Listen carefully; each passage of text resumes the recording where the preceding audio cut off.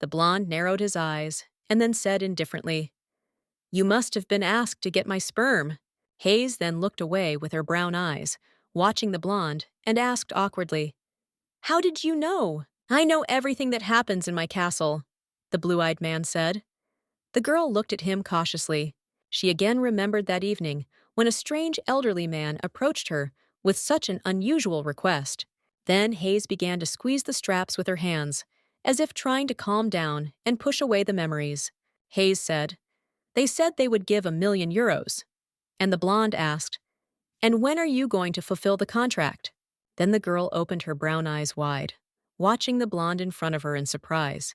She said, "I refused." Edric asked, "Small reward? Or because of the groom who didn't buy a ring?" Then Hayes kept repeating, "No, not because of this at all. First of all, refusal to a strange request is natural." The man rubbed his lip and then said boredly, "It looks like you have no intention of having sexual relations with me." But then the man suddenly grabbed the belt in the car and asked in bewilderment, "Why not?" Then the girl lowered her hazy brown eyes, and her cheeks turned bright red. She tried to say something, and then Hayes finally spoke. "It seems like you've been through this many times before." She looked out the window. Edric replied, "To some extent, yes. Even intelligence agencies sent spies to have sex." The blue-eyed man turned his gaze to the girl next to him and said, "But until now, I haven't touched anyone." The brunette was very surprised, and therefore again turned her gaze to the landscape outside the window, not wanting to look at Edric. She noticed in the rearview mirror a black car that had been following them along the empty road for a long time. But suddenly, these machines began to appear more and more. They were clearly chasing them at breakneck speed. The girl said fearfully to the blonde, who frowned and clenched his jaw, "Black cars are behind us." "And then?" The man suddenly asked an unexpected question. "Hayes, do you like to ride roller coasters?" Then the girl answered, "Not good." But the man seemed not to care at all. He just stepped on the gas. The blonde then said, frowning even deeper, "Now I'm just going to drive the car a little rough." Then the man tried his best to make sure that the black cars could not catch up with them. The girl screamed in fear, squeezing herself into a chair. "What's going on?" She held on to the belt tightly, but their pursuers were getting closer and closer to them. No amount of speed in Edric's car would have helped them escape. And then they attached a chain to the white car, so that now they could not get far from them, escape. And suddenly, the white car began to slow down. It seemed as if her wheels were enveloped in heavy, impenetrable smoke. "There's a hook in the back!" The girl with brown eyes thought in fright, realizing the deplorability of her situation. And then the sounds of gunfire rang out. One of the pursuers climbed out of the car window and began shooting at Edric. Characteristic marks from accurate and confident shots began to appear on the rear window of Annie Burns' car. The girl's body shook. She almost cried from fear. She covered her ears, trying not to hear the gunshots. The man glanced at the girl with an indifferent look and then said, "The glass is bulletproof, so it will last." "Close your eyes for a moment, Hayes," the man said in a cold voice, gripping the steering wheel of the car even tighter. And then the black car tried to cut Edric off. She hit her side, but Einburn survived. Then one of the pursuers, who had previously fired, contorted his face in bewilderment and fear. Then there were two broken cars behind them. The glass was shattered, and there were traces of blood on the hood. The girl opened her eyes in surprise and immediately turned her gaze to Edric, asking in bewilderment, "Is it over?" But then she opened her eyes even wider. She saw something she clearly didn't expect. Her hair was disheveled. A huge black weapon appeared right in front of her eyes, the barrel of which sparkled brightly, reflecting the sun's rays. One of the pursuers caught up with them and pointed the gun directly at the blonde. The girl understood. "You won't survive after this." But it seemed as if the man didn't even care about that. He just smiled as he spoke. "Panzerfaust." The man then extended his snow-white hand straight towards his enemy's car. It seemed as if he was not afraid at all. The man did not stop smiling and said, "Haven't seen it for a long time." And then red rays stretched out from his palm. The man's pupils instantly turned red, and not the slightest trace remained of the sky-blue color. Then a huge pool of blood appeared next to the snow-white car, spreading everywhere. All of Edric's enemies lost their heads in an instant. The agreement that Faust made with the devil is still in effect today. The girl looked at the corpses, not daring to utter a word. But if that's the case, what was the price they paid? The counts who inherited Lindert Castle never lived past the age of 35, and all died unfortunate deaths. Edric von der Einborn is already 32 years old. The girl remembered, but her consciousness began to grow cloudy. Why did I remember this now? She thought. But then a voice spoke. Please open up, I'm cold. Then the girl sat on her knees, expecting that they would hear her, open the door, and let her home again. The girl couldn't stop looking at her snow-white hand. She looked at the living room of that house. And then Hayes begged again, clenching her hand into a fist. Please, it's very cold here. She was almost shaking. The girl still continued to sit at the threshold of the house, examining every detail. Then bitter tears flowed from Hayes's brown eyes. She looked up and muttered again, Please, I don't want to. But suddenly, someone's hand touched her cheek, as if urging her to look up. He asked again. The girl pressed herself against his hand, and then answered, I don't want to freeze. She lowered her eyes, from which tears flowed. The girl grabbed the man's outstretched hand and wiped her tears with it. She repeated again, Don't kick me out. And then the man approached her, smiling slightly, as if not even paying attention to Hayes's condition. Edric kissed the brunette, who immediately reciprocated the man's feelings. She blushed and relaxed. The man's tongue immediately went deeper. The brunette blushed, but responded in the same way. And then the man gently grabbed the long locks of the girl's hair, who clung even closer to him. Then Edric lightly stroked her ear and cheek. Hayes immediately closed her eyes, giving herself entirely to the new feelings. But then, quite suddenly, the man pulled away from the brunette, leaving her bewildered. She watched him. The girl was actually lying in a bed with blue sheets and muttering, More, please, more. But a certain man approached her and ran his finger over her lips, asking, Such a small mouth, but so greedy. What should I do, Hayes? The man asked, although he knew that he would not receive an answer from her. He touched his lips again. I wanted to fill my body with warmth so that I would never get cold, she thought, kissing Edric. But she woke up alone. The girl thought, This was the dream I hate the most. In it, I can only look at the light outside the window. Usually, I shake for a long time after waking up, but today I don't. She glanced at her fingers as they slid over her underwear. Then the girl got out of bed, clutching her head, which hurt badly. She was wearing a pink dress. Is it really all about unsatisfied desire? Why does only Edric appear in my dreams? The girl was thinking. And then the girl finally opened her eyes and decided to look around the place in which she woke up this time. She was lying in the bedroom. Marble walls, high ceilings, blue tulips, and other elements caught her eye. Hayes realized that she was in Lindert Castle and therefore involuntarily remembered the shootout and the chase. But then the girl's eyes widened when she suddenly heard a voice behind her. Already woken up? Opposite her, a blond man sat on a small sofa. He smiled mockingly, crossing his arms over his chest. He smiled again, turning to the girl. His shirt was unbuttoned. Hayes was very surprised by his appearance. And then the man turned away from the girl and also closed his blue eyes. He shook his head slightly. Edric sat down on her bed, and Hayes began asking questions excitedly. Are you okay? What happened then? What's the last thing you remember? The blonde asked, and the girl answered thoughtfully. I remember the gun being pointed at you. Edric grinned and said, You won't be able to make a non-lethal shot with this weapon. They wanted to kill me. And yet why don't you have a single scratch on you? The girl asked, watching the count from behind. The blonde asked the brunette in bewilderment. What are you talking about, Hayes?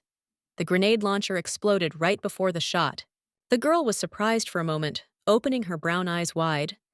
She was even frightened by her own memories. But then the brunette still reminded Edric. But their heads were blown off right up to the neck. The guy froze. He suddenly came closer to her and touched his palm to her forehead as he spoke. You'll fancy it? Casey asked again. The man smiled as he said, Luckily you don't have a fever. Casey thought. Hallucination is the only explanation. Edric then began to stroke the girl's cheek as he spoke. Please accept my apologies for putting you in danger. The blonde then began to knead the girl's lips as he spoke. However, I'm afraid I'll have to say something more disappointing, he asked. Why don't you stay in Linderka? You will be able to move around the forbidden part of the castle. The girl thought about his words and also looked away from the man, looking at the bright light from the window. The girl lowered her gaze and moved away from the blonde, asking, Why did you suddenly suggest this? He kept saying, I own a weapons company. My enemies targeted you because you were in the restricted area. The girl clutched her dress and then nervously asked Edric opposite. But there are other guests too. It's a little different with you, isn't it? The man asked, observing the girl's confused reaction. Young woman, she reasoned, remembering how they met in front of everyone in a certain restaurant, which has nothing to do with his partners or enemies, who spends time with him and catches his eye. This could be perceived as a special relationship. The girl thought and also crossed her arms over her chest, realizing the situation. Edric said, I think you should stay in the castle for a while. Until you return to Korea, of course. Hayes was still worried and confused. She tried to object, but she knew it was all useless.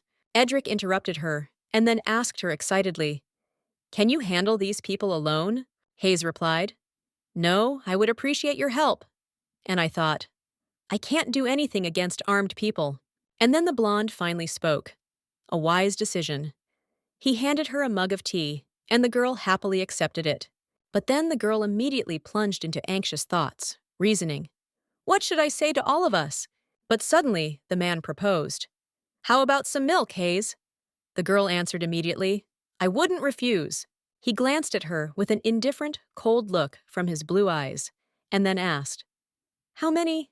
But after a moment, he smiled mockingly, deciding to do everything his own way.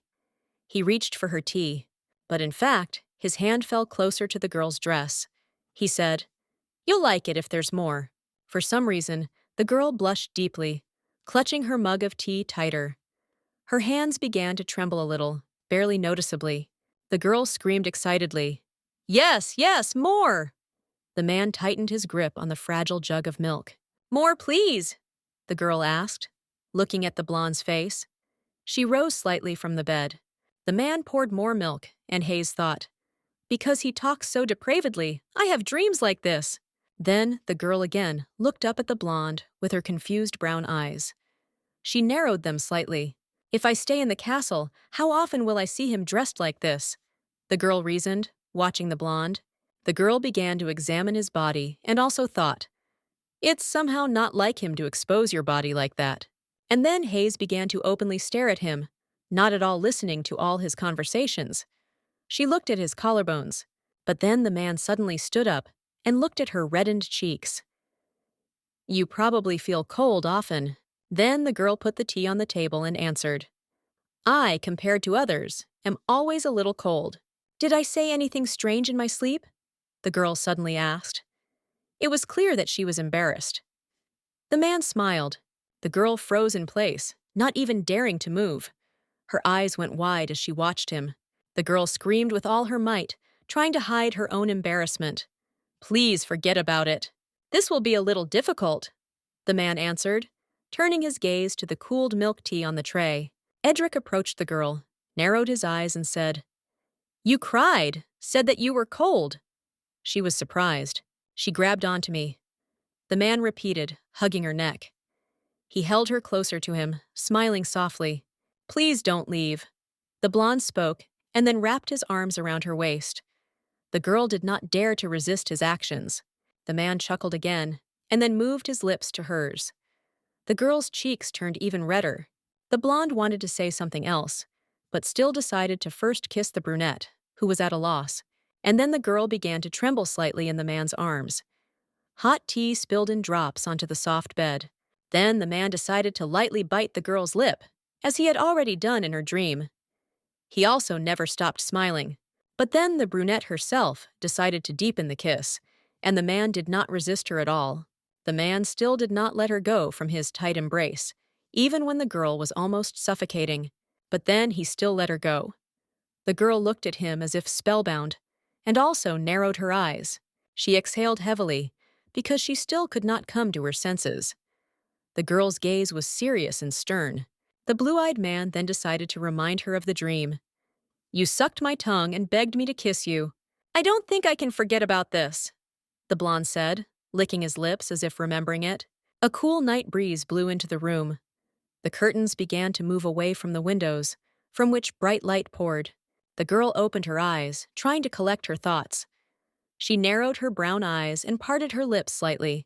Then, after a few moments, Hayes tried to get out of bed, so she put on soft slippers. The first night spent in the castle passed in a blur. The brunette remembered, coming closer to the window. I don't know if it was because of the chase, but I just passed out, and when I opened my eyes, it was already morning, she thought. Then the girl decided to look around her bedroom, but accidentally found a huge dressing room. The girl, eyes wide, studied the outfits and muttered, For an old castle, the room looks well maintained.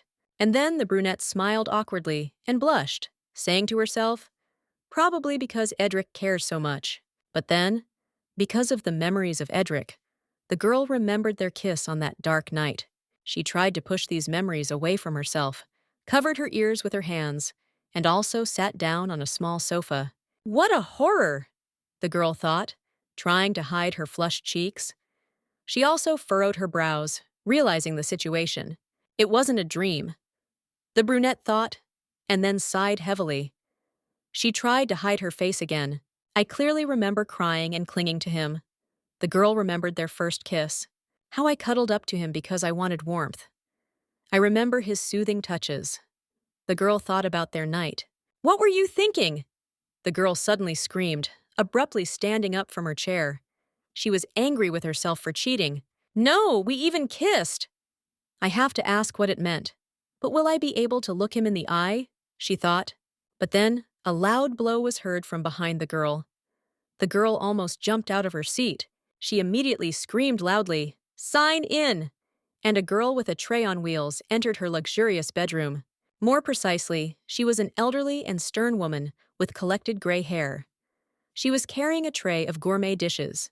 Kazi watched in surprise as the stranger decided to introduce herself. Glad to meet you. I'm Greta Marin. The woman bowed and then spoke. I am the secretary of the Einburn family. The girl hurried to introduce herself. I'm Hajien, the elderly woman said. I brought you food myself today to greet you. You can also eat in the dining room, Greta insisted. If you encounter any inconvenience, please let me know at any time. And then the elderly woman put a certain tablet with a snow-white cover on her table. Hayes was surprised. The elderly woman said, If you need anything, you can simply make a request using this tablet. If you have any queries other than these, you can press the call button and you can be contacted directly. She spoke. They can afford a special application, the girl thought, finally trying the soup. Even the appliances are luxurious. And then the girl finally decided to try the taste of the soup. She immediately began to smile. Even her cheeks turned red. The food is very tasty, the brunette exclaimed, and Greta said in bewilderment, Maybe I'm crossing the line, but I dare say that this is the first time guests are staying at the castle. Thank you for coming, Greta insisted, and Hayes thanked her. It is thanks to Mr. Edric's invitation that I am here. The elderly woman was very surprised and wanted to ask again, Do you address him by name? The woman asked in bewilderment, and the girl answered in confusion. Yes. Suddenly, the brunette began to repeat, waving her arms. Mr. Edric was so kind to me that I am grateful to him, the secretary answered. I have served Einburn since childhood, but this is the first time I have heard such a compliment addressed to him. All you had to do was press one button, and the dishes were removed.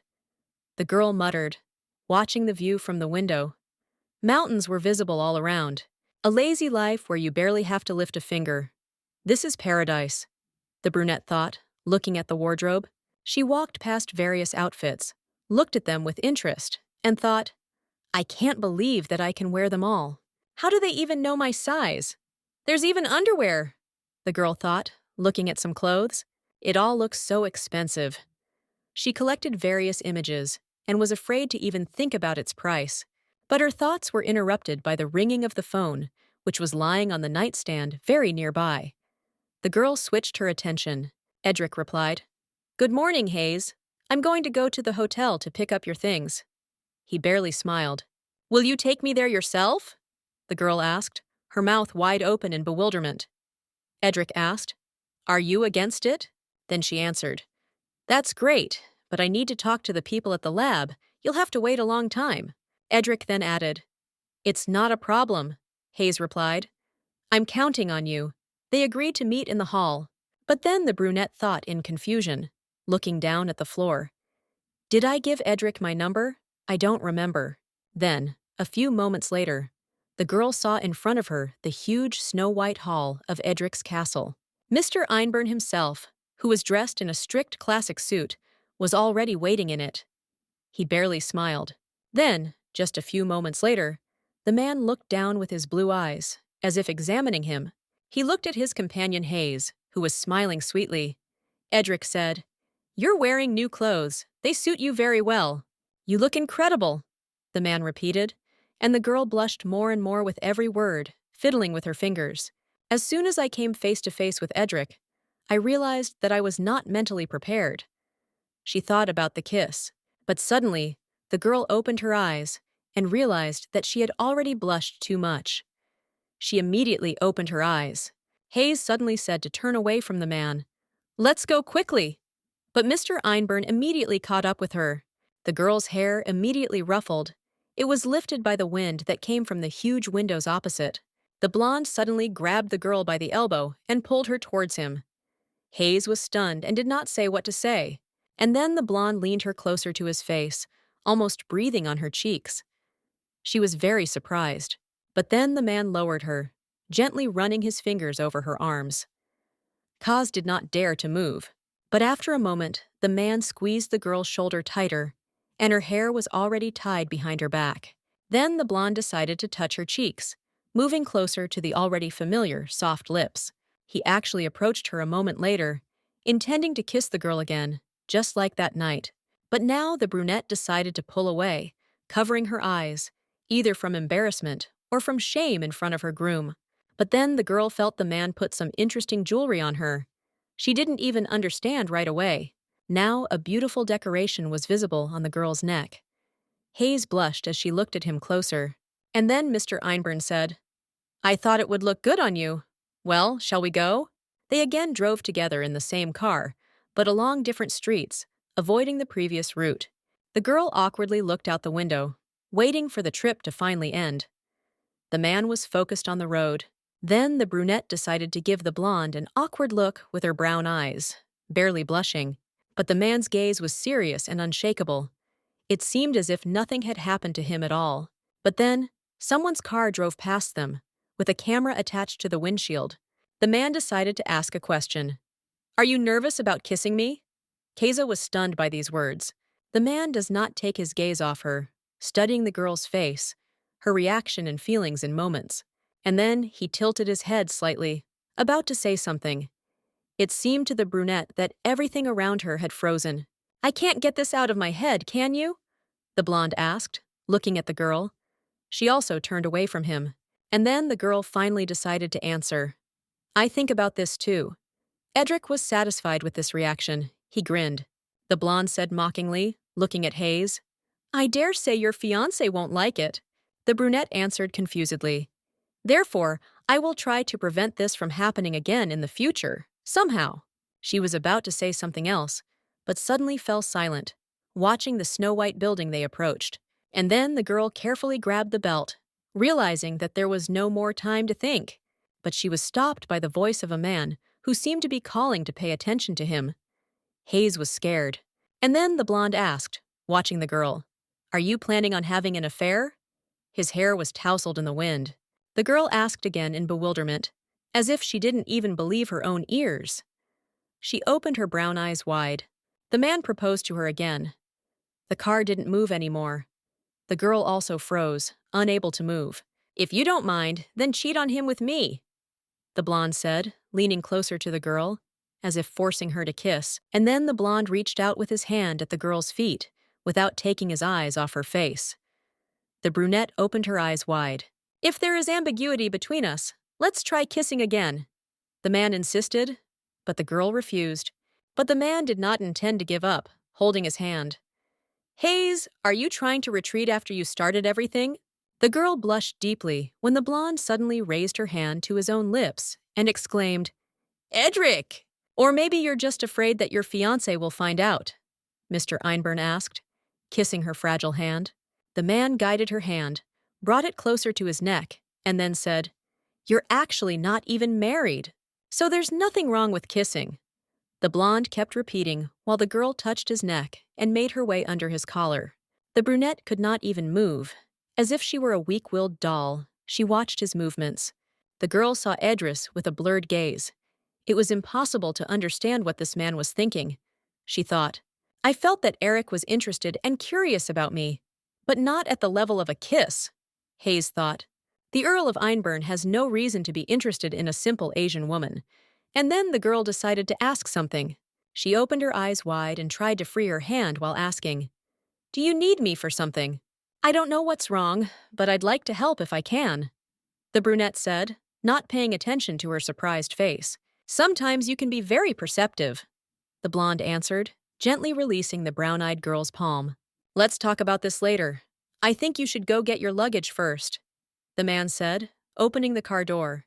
And then the black door opened with darkened glass. The past situation taught them to be more careful. The blonde walked around the car and approached the girl, opening the door especially for her. He said, I'll be waiting here for you. And then, the girl was already inside that snow-white building and was also carrying a suitcase with things. Yes, Professor, meet me in the hall, the girl said then, and now she was heading towards Einburn. Since it concerns a forbidden zone, he will gladly allow it because he will not be able to resist. Hayes calmed herself down. Sung-hoon! Isn't this the Count? Then, breaking the silence, the voice of a man sounded right on the stairs. Indeed! Another guy in a green jacket answered him. And then all four of them went to the stairs. Sung-hoon began to admire the Count, but the other girl pushed him away while speaking. Come in quickly already, the guy said. Only we can come closer and look and take pictures, right? She answered. Don't talk nonsense. But a stern brunette approached and asked displeasedly, The caste system was abolished long ago. What are we, commoners? The guy wanted to object to him, but was interrupted by the ringing sound of pink shoes approaching them. They were all delighted to see Jean, who greeted them kindly. She smiled softly and waved. A girl ran up to her, asking, Where did you go yesterday? Why a suitcase? Jin replied. I was in the castle. And then the girl decided to confess. In fact, Mr. Einburn invited me to stay at the castle. Could it be that the Count is standing in front of the hotel to wait for you? Asked one of their team members. Are you serious now, Jiang? The guy asked her, and the girl answered in confusion. Yes. She couldn't tell the truth. If you allow me, I would like to stay at the castle, the brunette said, watching the stern faces. This would make it easier to collect data from the restricted area, which would benefit our laboratory, she insisted. And then the brown-eyed girl heard someone's insinuating voice, which enveloped her as if in a dark haze. The man asked, So are you going to move into the castle alone? Can you stop being so selfish? The brunette kept repeating, You have a responsibility to get everyone into a restricted area, but you're trying to monopolize the information? Make him let us in too. The man spoke as if it were a threat. He towered over her, pressing with his strength. The girl could not move. She only watched her fiancé in horror, not expecting such behavior from him. Why are you silent? The man screamed, not even paying attention to the fact that someone had entered their room. Do my words mean nothing to you? The man asked, and then hit the girl in the face, causing her to fall. The girl only had time to look at the hard surface of the floor for a moment, and then squinted. Brown-eyed Kiza squeezed her eyes as hard as she could, trying to soften the pain of the fall. She thought, I'm about to fall. But she was suddenly caught by a blue-eyed brunette, throwing a heavy black coat over her shoulders. She was surprised. Isn't it funny? The blonde suddenly asked, defending the innocent girl, who looked in surprise. The more you do people a favor, the more arrogant they become, Mr. Einburn said, mocking the guy. They demand more. The Count said, and the old man asked again. The groom said, Collaborative research would be the best option. Many groups from Korea came here, the blonde reminded, looking sternly at the brunette in front of him. And if you don't let Miss Hajin go, I might cause you a little trouble, the Count said, causing fear. Or I can force the castle gates to be closed much earlier, the Count repeated, watching the faces of Jean's colleagues. What should I do? Is it okay if the gates close from tomorrow? The blonde asked, looking away. And then, after some time, they found themselves in a huge castle. It was dark outside the window. The moon illuminated the roads. The girl sat on the bed and just continued to look at the phone screen, without even touching the suitcase. Then the brown-eyed girl's gaze dimmed, as if it had become lifeless. She frowned, discussing something. Hajian, what are you doing? Are you thinking of leaving with this guy like that? The voice of her fiancé asked from the phone. He asked, How do you explain what happened? You didn't even support us. Are you crazy? Already forgotten your place? Don't you need information from the restricted area? The girl asked. Her tension was visible throughout her body. Her hand shook, she repeated. You don't want me to go there. If you say you're against it, I won't go. The professor doesn't like it. This destroys the work atmosphere. The groom interrupted and asked, Jiang, are you doing this on purpose? I was hoping you would defend me to the professor, she said, understanding. Wusok needs data the most. He was ambitious. He wanted to write a good dissertation. And for this, he needed data from the secret zone. Then the girl said, Help me. I also need to write a dissertation, Quan said tiredly. I got it. Stop it. Then the brown-eyed girl was happy, understanding. Victory! But the groom suddenly said, I have a question for you, he asked again. Did you hear me? I'm asking if you slept with the Count? The girl looked down. This creep seems to be interested in you now, but he listened to common sense. The man insisted. He plays with an Asian girl because of yellow fever. He will lose interest, and it will be over. He reminded. I'll marry you. If you are going to use the body, use it correctly. These words made her eyes water. I hope you understand. Be a good woman and do your best for me. The girl threw the phone on the bed, and then the girl lay down on the bed, as if trying to hide from this conversation. There is no more strength left. The girl then squeezed the piece of cloth and muttered, I know. The room was swallowed up in a suffocating silence. I know all this too, the girl repeated to herself again, closing her eyes. She covered her face with her hand, hoping to sleep. Then, the next day, a certain person told the girl, I'll take you to the exit. The brunette thanked. What if I suddenly run into Edric during an examination? The girl suddenly became thoughtful as she followed the worker. But I'm not sure that I can behave as if nothing had happened. She looked down and pursed her lips. Stop thinking about Edric. She pulled herself together, remembering. I need to inspect the assigned area. Then the brunette turned around, eyes wide, thinking, should we leave the restricted area through the garden? But then, a rose petal suddenly fell on her face. She was even more surprised, but thought. It was obvious then. Other rose petals fell on the girl's head. She just looked at them in bewilderment, narrowing her eyes. She looked away with her eyes, and then thought, rose petals? It looked quite unusual. A certain man was tearing petals off a rose and then throwing them onto a girl. She could only see his hand, but then she saw the whole man. Elric stood with a cigarette in his mouth, tearing the petals off the rose one by one. The man then smiled and leaned on the railing as he told the girl, Good morning. He narrowed his eyes slightly. The girl looked at the blonde in surprise, opening her brown eyes wide. She was amazed at his behavior, but then the girl, stuttering, decided to answer. Hello!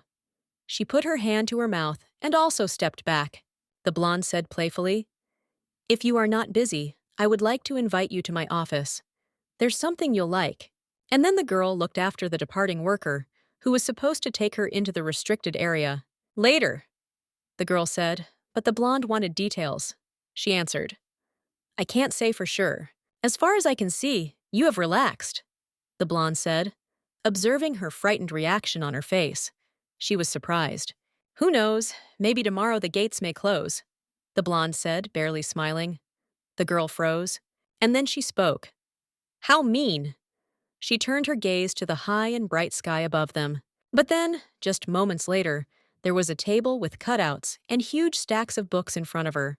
This is my office, the blonde said, leading the girl into the room. There were 2 floors, and the stairs twisted. There's a whole sea of books here, the girl thought, awkwardly clutching her bag. The man was in a hurry to show all the copies. With such a scale, this is not an office, but a library. I saw this painting in the gallery. Did he take a copy? She thought. These are all originals, the blonde suddenly said, turning to the girl. She begged, her mouth wide open. Only you know about this. They were not obtained in a clean way. Kazi wanted to ask again, but she was interrupted. Look around. The girl thought about it. But if all the paintings here are real, then the value of the collection in this office is astronomical. But then she walked closer to the shelves of books, looking at them. She really was interested in studying them, but time flew by unnoticed. Very soon it was deep night, and the girl seemed to be indifferent. Then the girl said, "Humidity and temperature are maintained constantly. What if a lover of old books came here?" But she never received an answer, so she suddenly asked, "Faust?" She touched one of the books. She looked at the book, which was printed with just such a title, which made it stand out from the others. The brown-eyed girl froze, as if spellbound. She could not take her eyes off the interesting find. All the other books seemed to be lost in an instant. She was only worried about one book with a distinctive title. And then she remembered those 2 links again.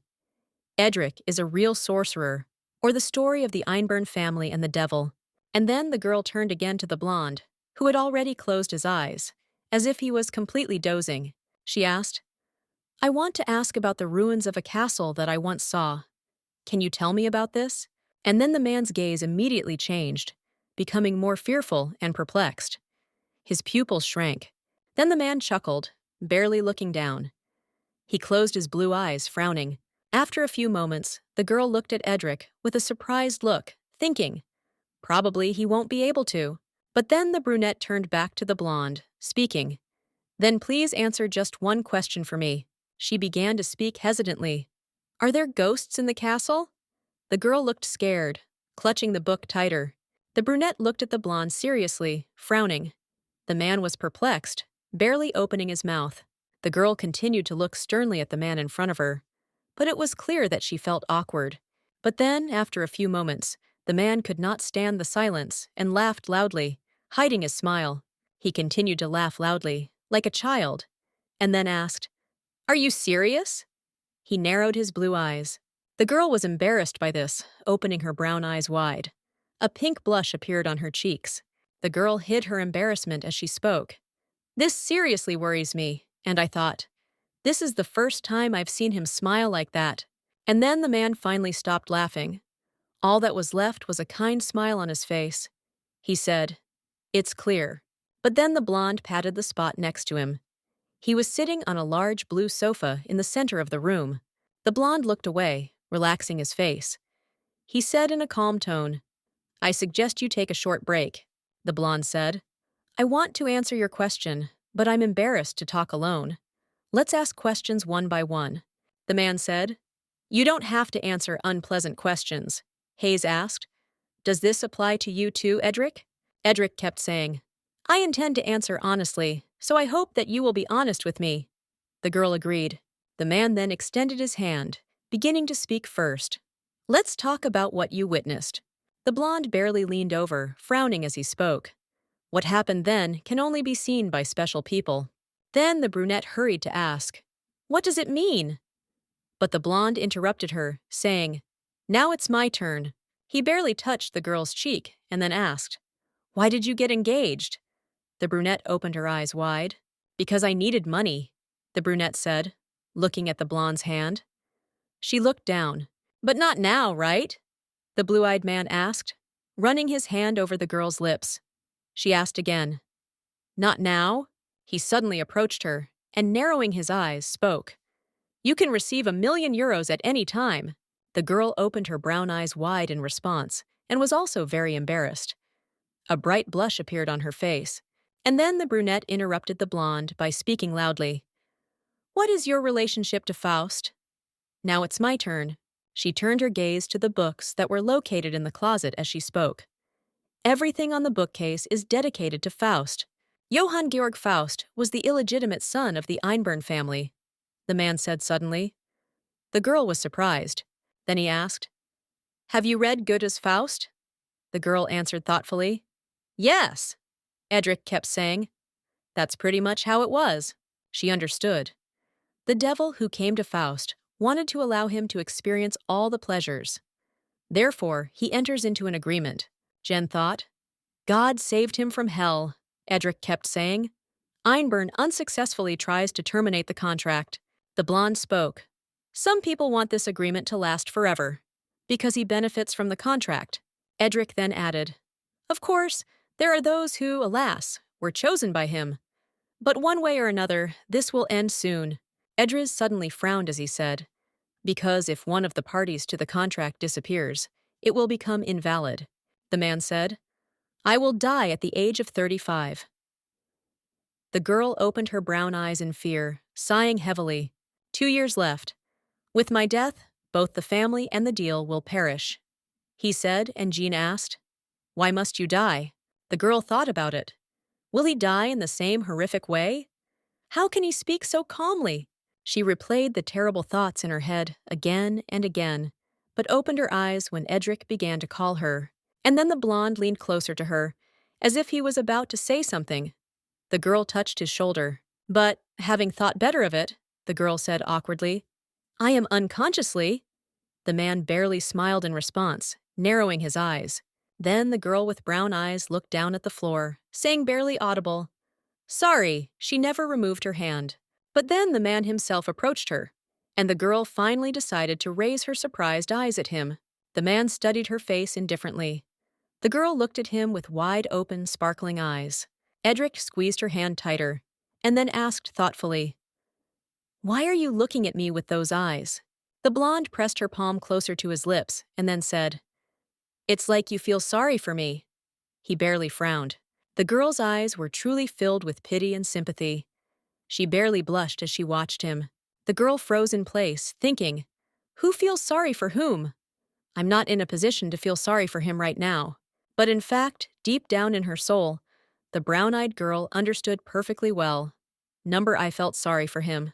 He spoke without fear of his death. Death hung over him like a shadow. He has already resigned himself, she thought. All this time, the girl did not stop watching his actions, her eyes wide open. She thought, The most important, the girl said decisively. I know my words will sound presumptuous, but I want to help you if possible. Then she kept repeating, Whatever it is. The man grinned in response, barely narrowing his blue eyes. I don't want him to disappear, the girl was thinking, and the man suddenly squeezed her hand even tighter, dragging her somewhere. The blonde pinned her against the bookcase, holding her tightly by her wrists. The girl was very surprised, looking at him. Then console me, Hayes, the man said, and then tried to kiss the girl as he moved closer to her. The blonde then kissed the brunette, and she immediately blushed, not even resisting his actions. The man held her tightly near the closet. He kissed her, and the girl pulled even closer, barely blushing. Then the man barely frowned, and also closed his blue eyes. The girl followed his example. But then, after a few moments, the blonde pulled away from her. The girl opened her eyes wide, looking at him. Then the blue-eyed blonde smiled barely, and also touched his lip with a light movement. Then the man said thoughtfully, slowly, You know, your heart is beating so fast. He barely blushed. The girl spoke. Wait, not so fast. And she continued in a trembling voice. I was only counting on a kiss. The blonde whispered in her ear. This will not be enough for me to receive comfort. Hayes, help me. And then the girl turned her gaze to the table, which was already illuminated by the night glow of the moon. There were papers on the table. Then, after some time, the man helped the girl get dressed. He buttoned her shirt with careful movements. It was a pleasant consolation, Hayes. The man spoke and his voice echoed throughout the room. The girl found herself in a room with a luxurious interior. On the wall hung a portrait of a noble lady and various decorations. The girl blushed deeply, but tried to hide her embarrassment in the pillow, clutching the sheet tightly. She remembered again and again their kisses and conversations that day. She remembered how she blushed at his actions. The girl squeezed the pillow even tighter, hugging it, and then said loudly, Why do I keep remembering this? I admit that he is dangerously attractive. No one can resist Edric. she reasoned, imagining him. She thought about it. But you can't be sure of anything. What is Edric thinking about? The girl remembered his sly smile. The brunette imagined him holding out his hand to her, lost in thought. I believed that I was quickly approaching the solution, but I feel like I'm getting more and more lost, heading towards the center of the maze, Jean thought. The girl remembered what he said. Therefore, if one of the parties to the contract disappears, it will become invalid. I kept my distance from Edric. She did not refuse meetings, but behaved professionally. She remembered. Now she always acted as if they did not know each other. She didn't even glance at the blonde. Always be polite, she reasoned. The man watched her actions in surprise, sometimes frowning. Don't react violently, except when I ate something delicious or saw a piece of art, she thought. The girl was thinking. I thought about him constantly, and today is no exception. Suddenly her cheek was touched, but the brunette immediately stepped back, not allowing herself to be touched. She looked down, and the blonde froze. Then the blue-eyed man also lowered his gaze. There was no longer a trace of the former joy left on his face. The man again tried to touch her shoulder, removing fallen leaves from them. The girl turned around in surprise. I was a little scared, sorry, the brunette said, turning her gaze to the yellowed foliage of the trees. The blonde furrowed his brows, and then narrowed his blue eyes as he said, You seem uncomfortable with me. The girl began to speak thoughtfully, denying his guesses. No, that's not the point. She walked away from him. The blonde then smiled sadly, looking down. He finally spoke. It seemed to me that we had become a little closer. Was I wrong? The blonde asked, watching the confused face of the brown-eyed girl. She glanced at him. If I want to keep my distance, now is the best time. The brunette thought, almost stopping breathing. She was thinking, because the more we communicated, the longer this ambiguous relationship would last.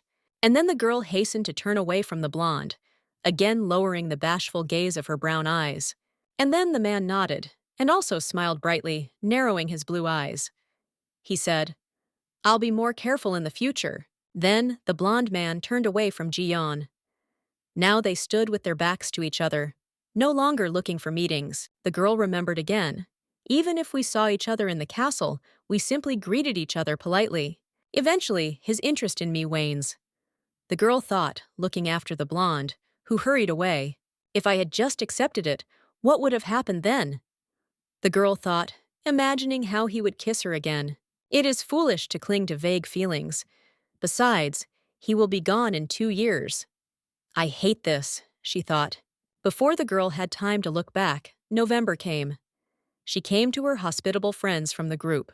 The brunette waved at them, smiling brightly. Her hair fell softly over her shoulders, barely rising due to the wind. Ji-yeon's friend said, Even your clothes look great, she thought.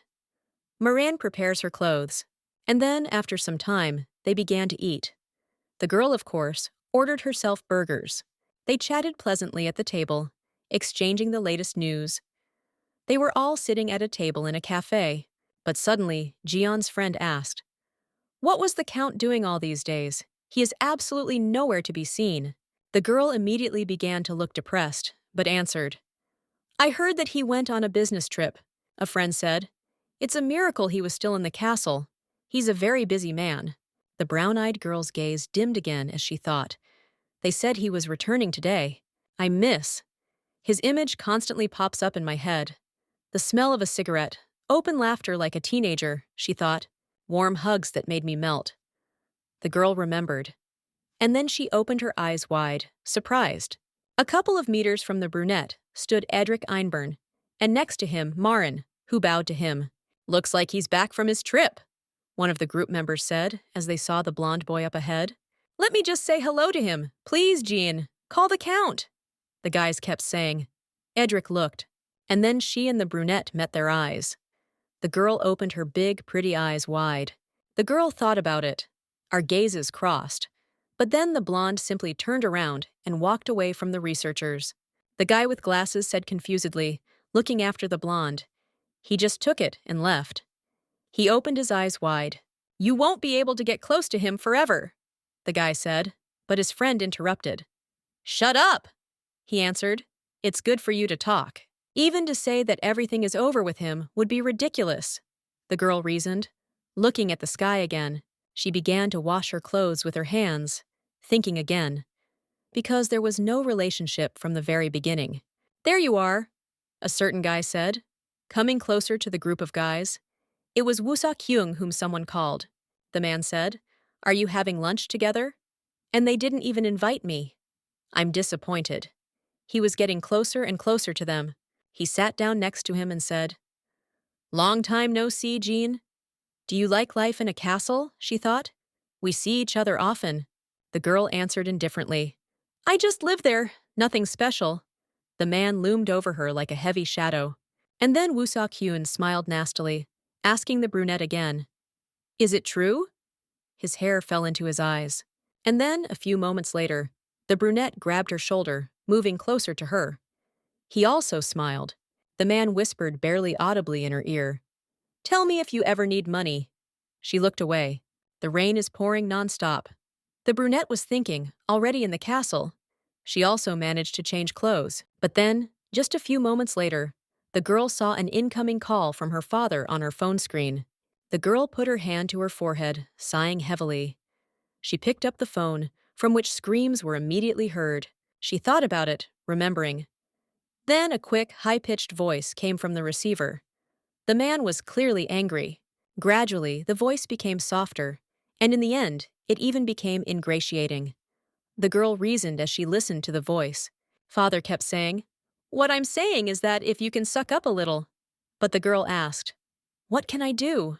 She reminded, "You left your mom to start your own business." He arranged it all himself.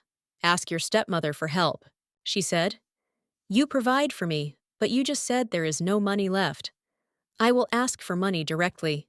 Dad decided to call her again, which is why the phone began to vibrate, displaying a call on the screen. But the girl decided to ignore the call, covering her ears with a blanket. Her hands were shaking, but Jiyeon tried to calm down. She thought about it. What if I get a job? If I come back now, I still won't have enough money to pay my hospital bills. I can't borrow money because there is no guarantee that I can pay it back, the brunette reasoned.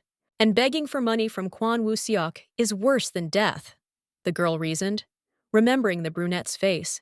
But then, the brown-eyed girl suddenly remembered that sentence.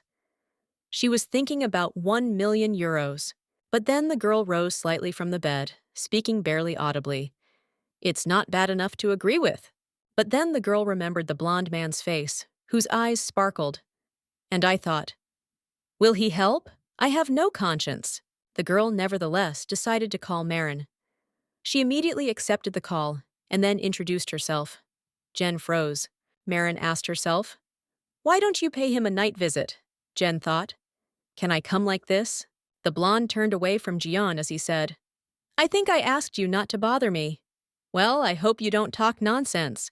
And then the blonde finally decided to turn his gaze to the brunette behind him, asking, "How much longer are you going to wait?" "Hayes? Why did you come?" the surprised man asked, and then added, "This is confidential information." The girl said confused, "Then I'll come back later." The blonde nodded, answering, "Not worth it. Just sit down for a while. But instead, you should close your eyes." The blonde said, blue eyes frowning. He began to take off his tie. Then the man smiled deeply, as if trying to persuade the girl. He said, "Don't worry, everything will be fine." The girl understood. There is no other way out. And so she agreed. The man brought a tie to her face. The girl blushed deeply when the man had already wrapped the tie around her eyes. She thought about it. It's ticklish. Then the man moved even closer to her, whispering in her ear, "Come to think of it, we haven't seen each other for a long time." She blushed. And then Jiyeon said, "About this, just me. Please help me." Edric's gaze sparkled in an instant. And then the blonde put his hand on her shoulder, squeezing it tighter. It seemed as if everything around was starting to get dark. But then the blonde asked in surprise, "Why did you come to me for help and not to your fiancé?" The man leaned towards the girl's ear and whispered barely audibly, "Are you really planning to have an affair?" The fact that I didn't see anything gave me courage. The girl understood, saying, "I'm afraid." Edric asked, "Me?" The girl lowered her head and then said, "No, just everything. I don't know what's on your mind, Edric."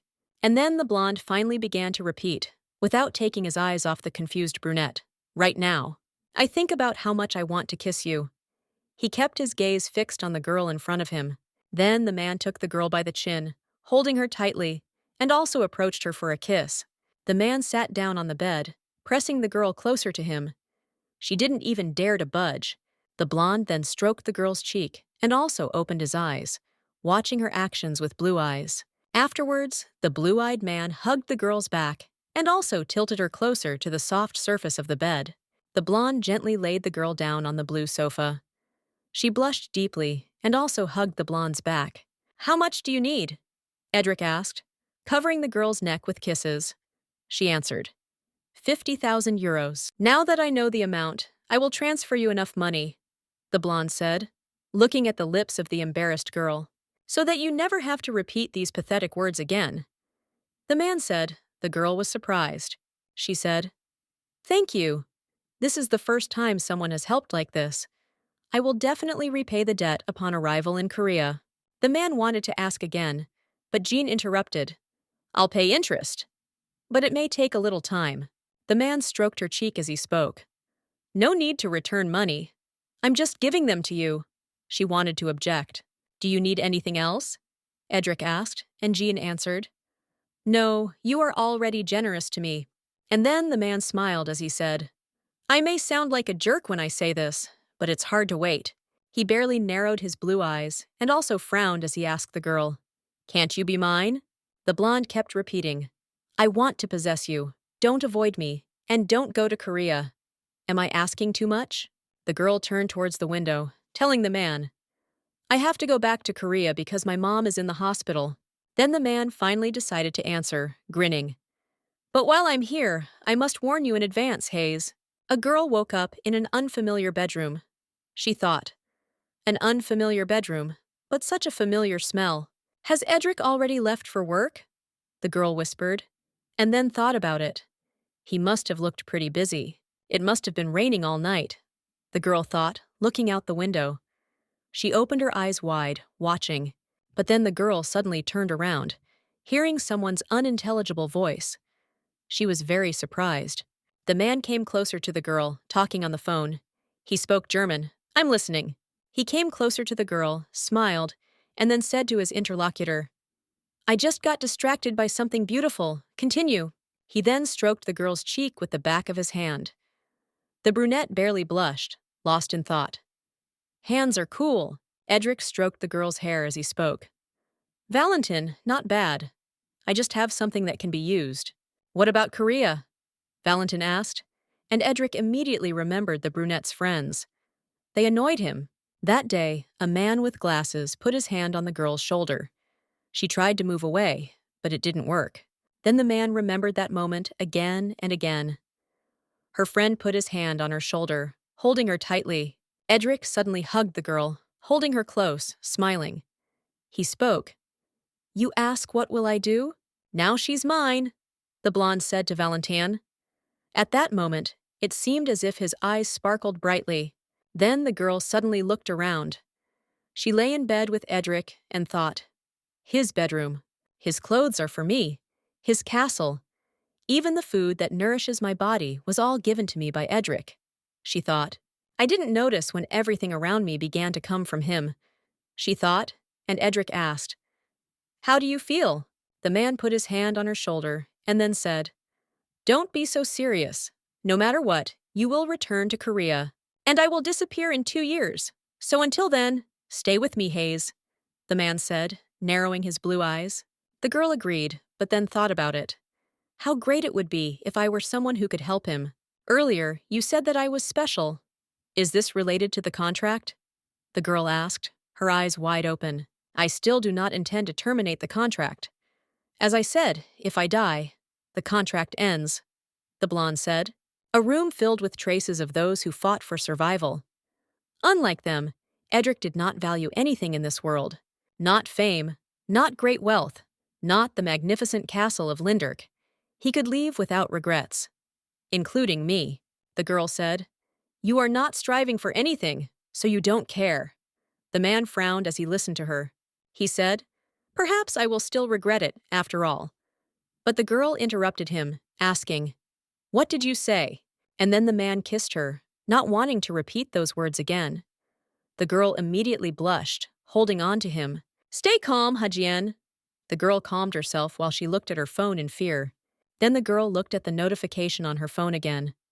1 billion was credited to her account. My hands began to tremble. "I checked the amount you transferred to my account. It looks like there was an error," Jean said as she called Edric. Edric said, "I sent the amount that I considered reasonable. I even consider it insufficient." Jeanne was stunned. The blonde said, holding a cigarette. "During your stay in Germany, show me a little more affection." Jean said, "There's no reason to stay engaged. I'll sort it out. We need to clarify our relationship with Edric." Having made the most important decision in her life, to break off the engagement, she began to rehearse what she would say to him, and also play out possible options for the development of the situation. The girl recalled how she rehearsed in front of the mirror. But an accident happened. Sung-hoon Sunbae said he returned to Korea. Ji-yeon's friend screamed. She thought, "It seems like something serious happened at his house. My father's business also suddenly went downhill." The guy stumbled in the castle and broke his arm. The next day, he left for Korea. She thought, "They say that trouble does not come alone. This is what happened to Chu Sung-hoon." The girl reasoned, looking at the paintings. She wrote something down in a notebook after thinking. Sung-hoon's sight will need to be carefully examined to support it. But suddenly, the brown-eyed girl began to look for something in her bag. And then thought, "I forgot my phone in my room. We need to return to the restricted area," Jean thought. And while she was being led, she decided, "It's awkward to ask for help every time." She smiled, thinking, "I stayed at the castle, and the attitude of the servants changed. It's nice to be treated well," the servant said, pointing her hand down. "I think it's worth waiting a little before going." Jenny opened her eyes wide. And then the brown-eyed girl saw a familiar face below, surrounded by others. She barely whispered, "Edric?" After a moment, the blue-eyed blonde looked up, studying the situation. His indifference was visible. And then, the man loudly addressed the girl. "Hayes?" The brunette was very surprised. She even recoiled. The blonde looked at Ji-yeon contentedly, barely smiling. People around looked at her with contempt and bewilderment. Then the man barely waved his hand, as if calling her to him. The people around did not take their eyes off Ji-yeon. "Hayes? God, Hejin would be more appropriate," the man with red hair said while rubbing his chin. "Valentine!" said the blue-eyed blonde, pulling the man back, who was about to say something else. "Sorry for taking you by surprise," the blue-eyed blonde said, leaning closer to the girl. And then the man extended his hand to the girl. The brown-eyed brunette incredulously placed her hand in his palm.